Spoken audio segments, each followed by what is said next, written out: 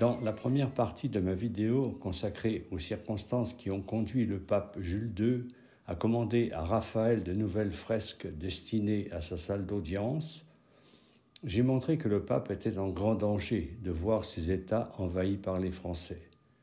En effet, après la prise de Bologne en mai 1511, les armées de Louis XII menacent Ravenne et la Romagne. Un autre péril menace également le pape. Louis XII a aussi convoqué un concile pour déposer Jules II. Devant ces menaces, Jules II, revenu à Rome en toute hâte, n'a plus d'autre ressource que de se tourner vers Dieu. C'est pourquoi il commande à Raphaël de concevoir 4 nouvelles fresques, dont une consacrée à l'histoire d'Héliodore. Dans cette nouvelle fresque, Raphaël devra montrer que l'aide de Dieu n'a jamais fait défaut à l'Église en cas de péril grave et que ce qui s'est produit dans le passé se produira à nouveau sous son pontificat.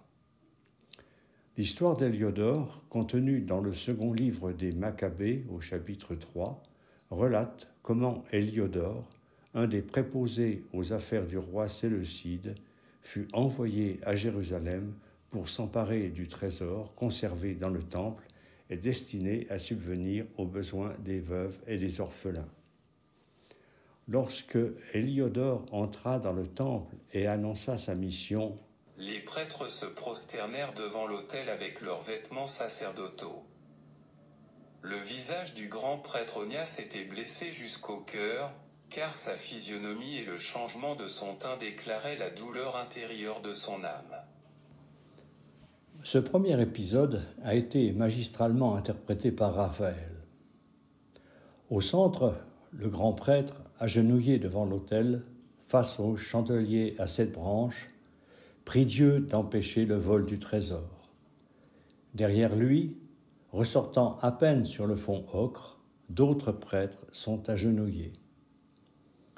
Leurs prières sont mises en scène dans un décor de style antiquisant, constitué d'une nef centrale cantonnée de 2 bas-côtés et organisée selon les règles de la perspective axiale, avec point de fuite établi dans l'arcade centrale.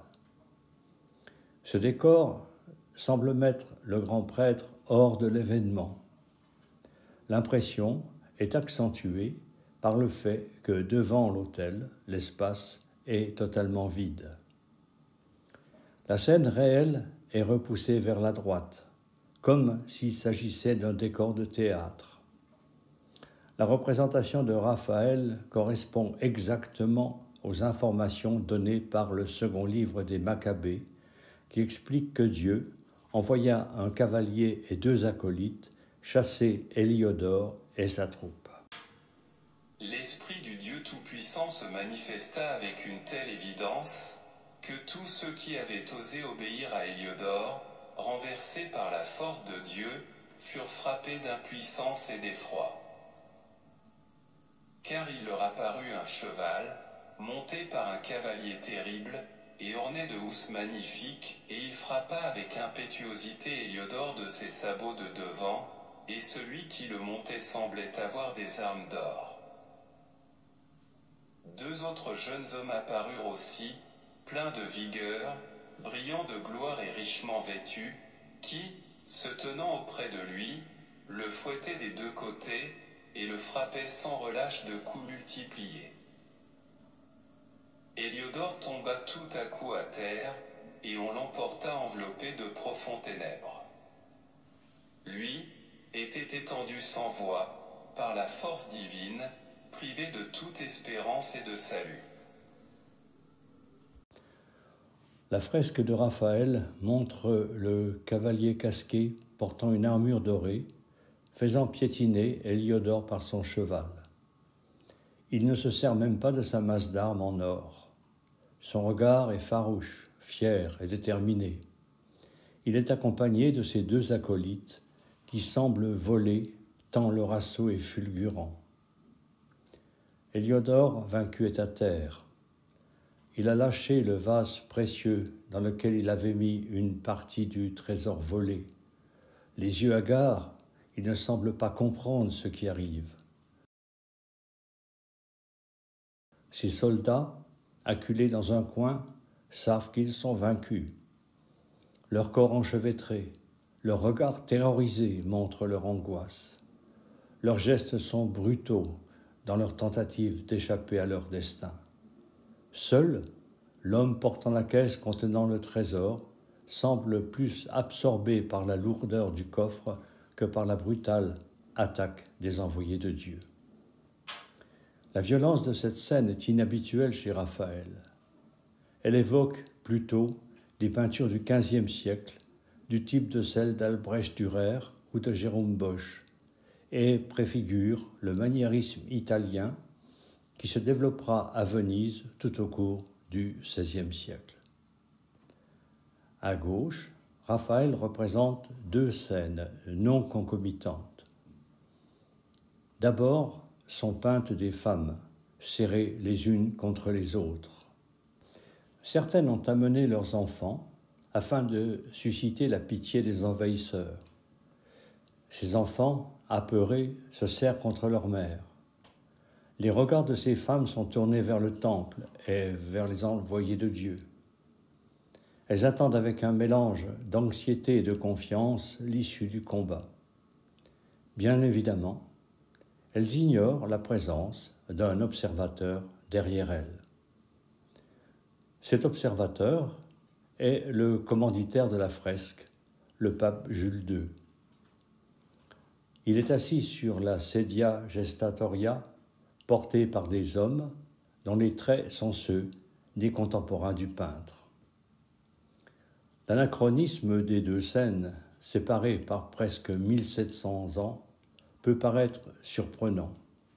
Il atteste que ce qui s'est passé à l'époque séleucide annoncera ce qui se produira dans un futur proche à l'encontre des ennemis de la papauté, puisque le soutien de Dieu, dans les périodes critiques de l'histoire de l'Église, s'est toujours produit. La fresque figurant la messe de Bolsena a été peinte par Raphaël en 1512, à une époque où la situation politique des États pontificaux s'était améliorée.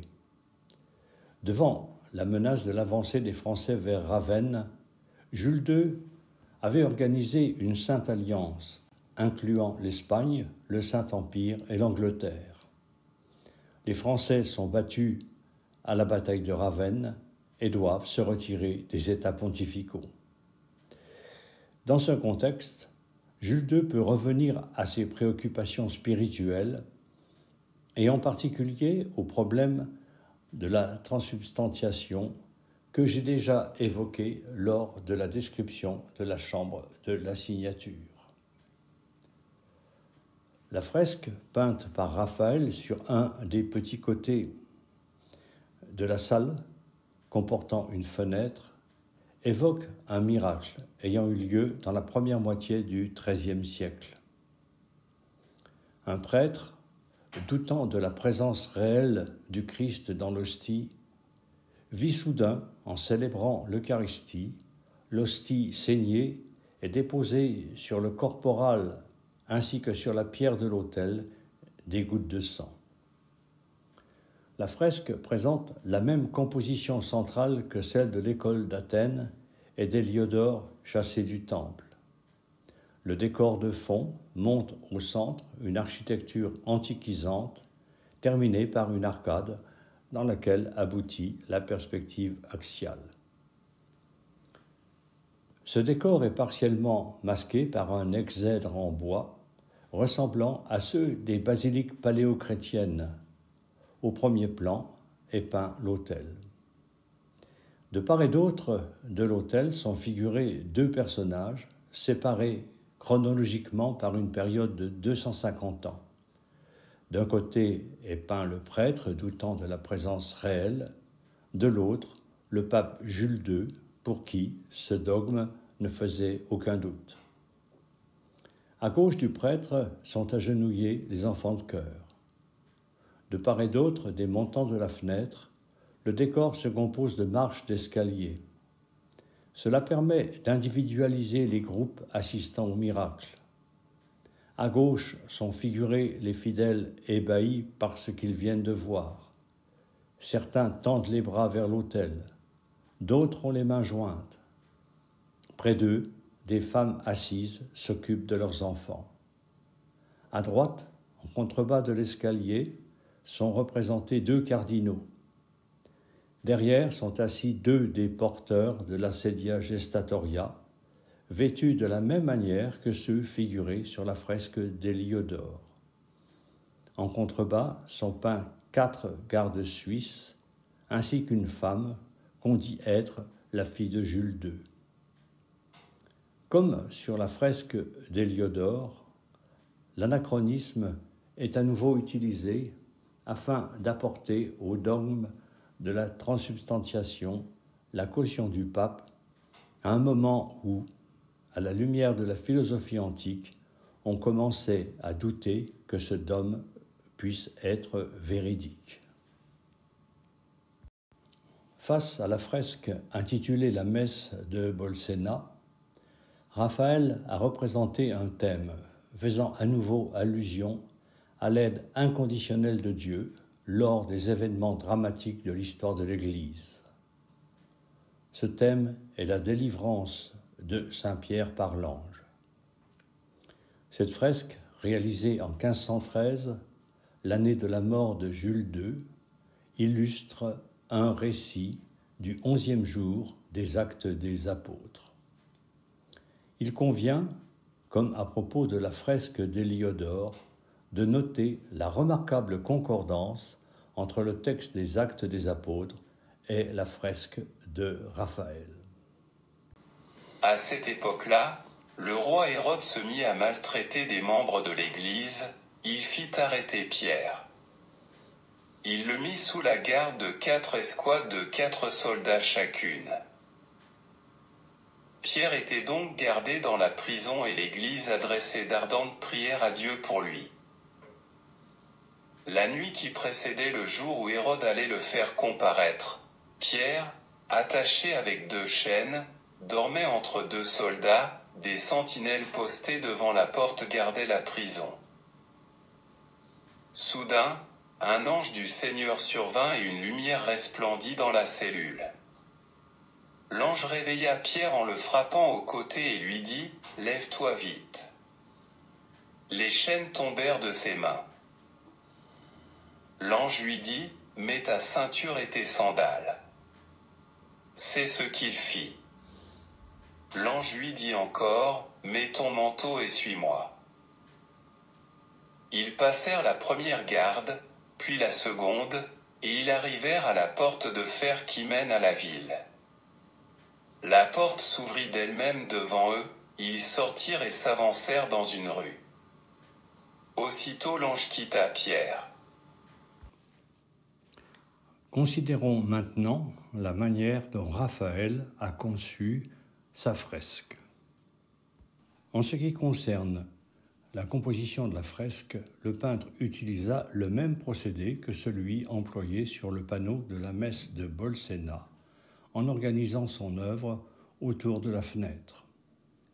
Au-dessus de la fenêtre, il a peint un édifice évoquant un arc de triomphe, sous forme d'une grande arcade centrale, cantonnée de 2 murs comportant un étagement de volets. Les 2 soldats, debout, de part et d'autre de Pierre, semblent assoupis. On a l'impression qu'ils tomberaient s'ils ne se tenaient pas à leur lance. De part et d'autre des montants de la fenêtre, Raphaël a figuré des escaliers, ce qui permet, comme sur la fresque de la messe de Bolsena, d'individualiser les groupes. À gauche sont représentés des soldats qui semblent également somnolents. Ils sont brutalement réveillés par leur chef effectuant une ronde, une torche à la main. Son action survient cependant trop tardivement, car à droite, Pierre et l'ange sont sortis de la cellule et s'apprêtent à descendre l'escalier sur lequel dort un autre soldat.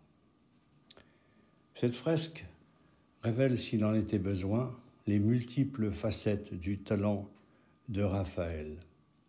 Il y crée une atmosphère sinistre et oppressante, rendue par l'emploi de couleurs à dominante grise et brune, et par la noirceur du ciel, seulement éclairée par un quartier de lune. La lumière provient de la torche et de l'auréole de l'ange qui éclaire les armures des soldats. Une telle atmosphère fait de Raphaël, sur cette fresque, un précurseur des tenants du clair-obscur et en particulier du Caravage. La dernière fresque de la chambre d'Héliodore, consacrée à la rencontre du pape Léon Ier et d'Attila, offre beaucoup moins d'intérêt. Elle doit être l'œuvre d'élèves de Raphaël et fut conçue à l'époque de la mort de Jules II. Elle relate l'intervention miraculeuse de Saint Pierre et de Saint Paul afin d'effrayer le roi des Huns en l'incitant à ne pas attaquer Rome.